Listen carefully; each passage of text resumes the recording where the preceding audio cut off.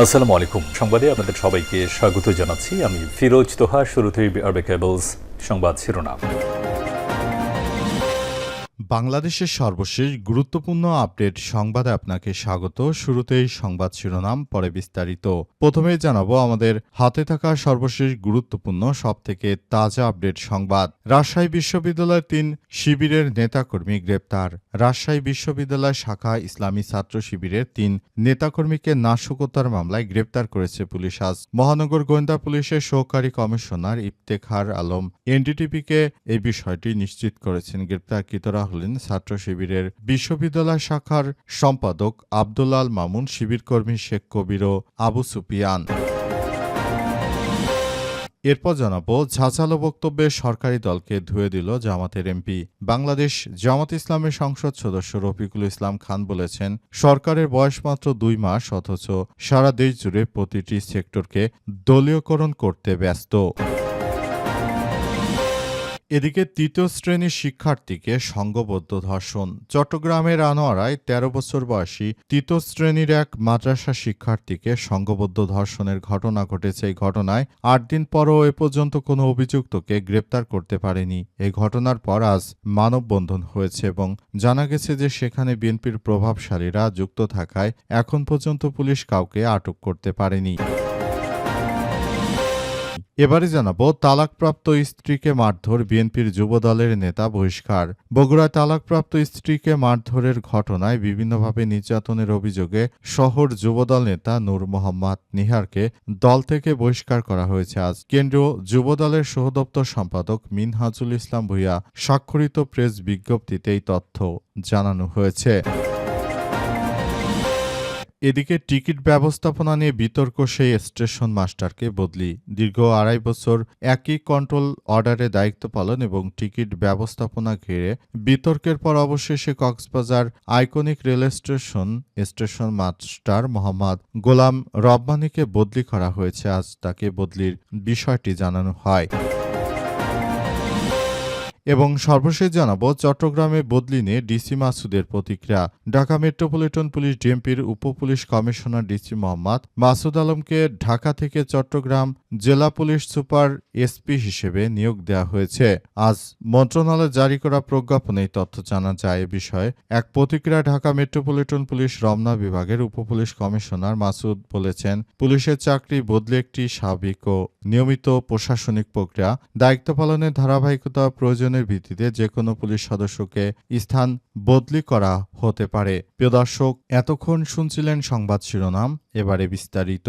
তবে তার আগে বন্ধুরা, অনুরোধ থাকবে এই সংবাদটিতে একটি লাইক দিন। এই চ্যানেলে আপনি নতুন হয়ে থাকলে আমাদের সংবাদটি দেখতে দেখতে চ্যানেলটি সাবস্ক্রাইব করে রাখুন। কমেন্ট করে বন্ধুরা আপনার মূল্যবান মতামত জানিয়ে দিন আপনি বিশ্বের কোন দেশ থেকে বা বাংলাদেশের কোন স্থান থেকে আমাদের সংবাদটি দেখছেন এবং শুনছেন। আর বন্ধুরা, এই সংবাদটি আপনার সোশ্যাল মিডিয়া ফেসবুকে শেয়ার করে বন্ধুদেরও দেখার সুযোগ করে দিন।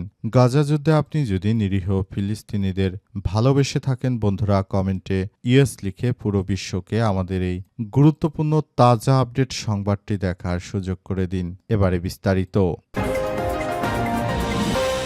রাবির ৩ শিবির নেতাকর্মী গ্রেপ্তার। রাজশাহী বিশ্ববিদ্যালয় শাখা ইসলামী ছাত্র শিবিরে ৩ নেতাকর্মীকে নাশকতার মামলায় গ্রেপ্তার করেছে বিএনপি সরকার। আজ বিকেলে মহানগর গোয়েন্দা পুলিশের সহকারী কমিশনার ইফতেখার আলম এনডিটিভি অনলাইনকে বিষয়টি নিশ্চিত করেছেন। গ্রেপ্তারকৃতরা হলেন ছাত্র শিবির বিশ্ববিদ্যালয় শাখার শিক্ষা সম্পাদক আব্দুল আল মামুন, শিবিরকর্মী শেখ কবির ও আবু সুফিয়ান। ইফতেখার আলম জানিয়েছেন যে গোপন সংবাদের ভিত্তিতে রাত ১টায় মহানগর বালিয়াপুকুর এলাকার একটি বাড়িতে অভিযান চালিয়ে ৩ জনকে গ্রেপ্তার করা হয়েছে। এ সময় তাদের কাছ থেকে অনেক জিহাদি বই ও প্রচারপত্র উদ্ধার করা হয়। গ্রেপ্তারকৃত নগরীর বিভিন্ন সময় সংঘটিত নাশকতার ঘটনায় দায়ের করা একাধিক মামলার আসামি।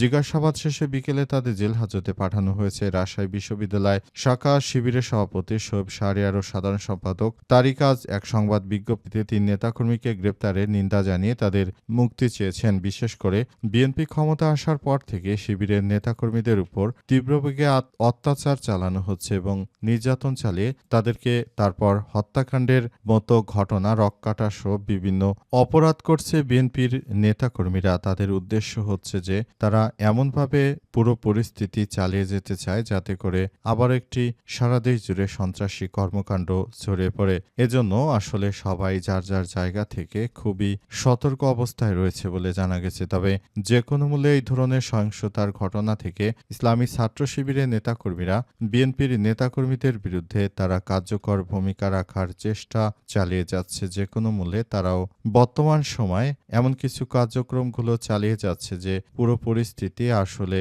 ধ্বংসস্তূপে পরিণত হচ্ছে।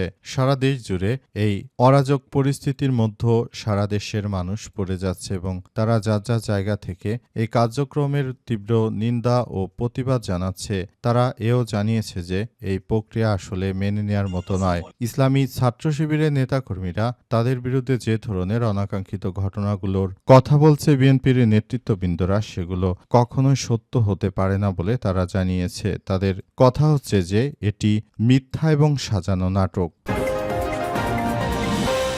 ঝাঁঝালো বক্তব্যে সরকারি দলকে ধুয়ে দিলেন জামাতের এমপি।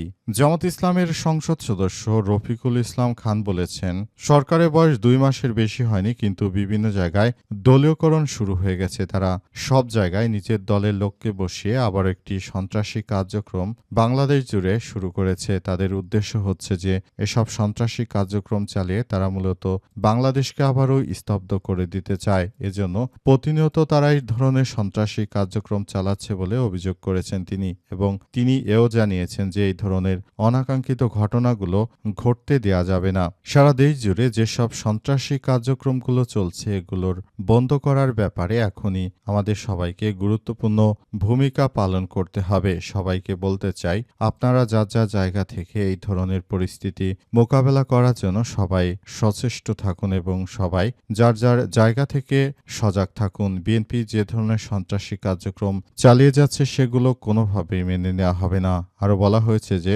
সারা বিশ্বজুড়ে দখলদারেরা শুরু থেকে যে ধরনের সন্ত্রাসী কার্যক্রমগুলো চালিয়ে যাচ্ছে এটি পৃথিবীর ইতিহাসে একটি বিরল ঘটনা। এ ধরনের ঘটনা আমরা মেনে নিতে পারি না। তারা শুরু থেকে আমাদের নেতাকর্মীদেরকে বিভিন্ন জায়গায় হত্যাসহ নানাবিধ ষড়যন্ত্র শুরু করেছে। শেখ হাসিনা দীর্ঘ 17 বছর রাষ্ট্র ক্ষমতায় থেকেও তারপর তিনি কিন্তু কোনো কিছু করতে পারেননি। সুতরাং আপনারা 2 দিন ধরে এই রাষ্ট্র ক্ষমতায় এসে যে কার্যক্রম আপনারা শুরু করেছেন এটি কোনোভাবেই গ্রহণযোগ্য হতে পারে না বলে নিশ্চিত করা হয়েছে এবং আরও জানানো হয়েছে যে এই কার্যক্রম থেকে অবশ্যই সবাইকে বেরিয়ে আসতে হবে। যদি সেটা না করা হয় তাহলে এটি আমাদের জন্য খুবই বড় ধরনের একটি সংঘাতময় পরিস্থিতি সৃষ্টি করতে পারে। তাই এখনই বিএনপিকে সব বিষয় থেকে সাবধান হওয়ার প্রতিও তাদের পক্ষ থেকে আহ্বান জানানো হয়েছে। তৃতীয় শ্রেণীর শিক্ষার্থীকে সংঘবদ্ধ ধর্ষণ। চট্টগ্রামের আনোয়ারায় 13 বছর বয়সী তৃতীয় শ্রেণীর এক মাদ্রাসা শিক্ষার্থীকে সংঘবদ্ধ ধর্ষণের ঘটনা ঘটেছে। এই ঘটনায় 8 দিন পরও কোনো অভিযুক্ত গ্রেপ্তার না হয় ক্ষোভ জানিয়ে মানববন্ধন করেছে অভিভাবক, শিক্ষক ও শিক্ষার্থী সহ বিভিন্ন রাজনৈতিক ও সামাজিক সংগঠনের সদস্যরা। আজ 11টায় উপজেলা রায়পুর ওয়াহেদ আলী বাজারে এই মানববন্ধন অনুষ্ঠিত হয়। মাদ্রাসা শিক্ষক অ্যাডভোকেট জাহাঙ্গীর আলমের সঞ্চালনায় মানববন্ধনে বক্তব্য দেন অধ্যক্ষ সুলাইমান আনসারী, মাওলানা কাজী বদরুজ্জামান। বক্তারা বলেন, বর্তমান সময়ে বিএনপি সরকার ক্ষমতা আসার পরই সারা দেশ জুড়ে ধর্ষণ, রাহাজানি, চাঁদাবাজি, সন্ত্রাসী এমন কোনো অপরাধ নেই যেটি বৃদ্ধি পায়নি। এদের সন্ত্রাসী কার্যক্রম থেকে দেশের মানুষকে রক্ষা করতে হবে। তারা যদি এভাবে সন্ত্রাসী কার্যক্রম চালিয়ে যায় সেটি দেশের জনগণ যে কোনো মূল্যে প্রতিহত করবে বলে এমন তথ্য জানিয়েছে আন্দোলনকারীরা। তারা এও জানিয়েছে যে সবাইকে বলবো, যার যার জায়গা থেকে আপনারা তীব্র প্রতিক্রিয়া গড়ে তুলুন। যদি এটা এখনই সমাধান না হয় ভবিষ্যতে এটি আমাদের সবার জন্য বড় ধরনের কোনো সমস্যার সৃষ্টি করবে। সুতরাং এখনই বিএনপির নেতৃত্ববৃন্দকে চাপ দিয়ে উক্ত ঘটনাগুলো যারাই ঘটিয়েছে তাদেরকে আইনের আওতায় নিয়ে আসার জন্য বলা হচ্ছে। তবে এখন পর্যন্ত কার্যকরভাবে বিএনপির নেতৃত্ববৃন্দরা কোনো ধরনের কার্যক্রম বা ভালো ফলাফল দেখাতে পারেনি। ২ মাস হয়ে গেল।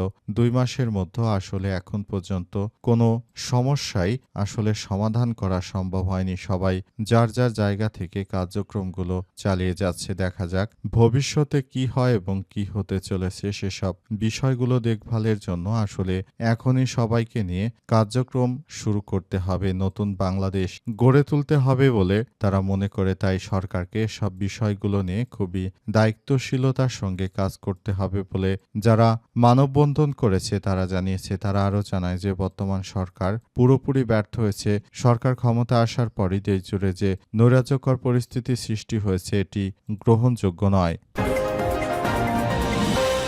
তালাকপ্রাপ্ত স্ত্রীকে মারধর, যুবদল নেতা বহিষ্কার।